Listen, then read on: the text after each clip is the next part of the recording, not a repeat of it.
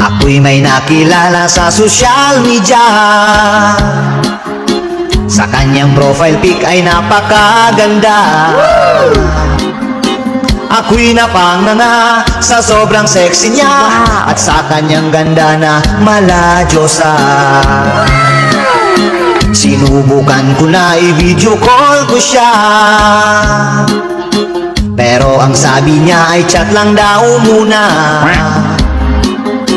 Hindi pa siya handa na siya'y magpakita. Excited daw ako at yun ang sabi niya. Pero siya ay kinukulit ko talaga. Curious kasi ako sa sobra niyang ganda. Nung pumayag na siya at siya'y nagpakita, ako ay nabigla at natulala. At ang tanong ko ay, ikaw ba to? Ang ganda mo kasi sa profile mo. Wow! Nabudol na naman pala ako.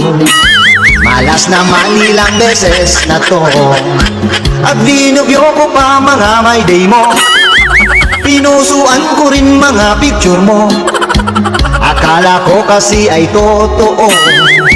Filter pala ang nagdala nito.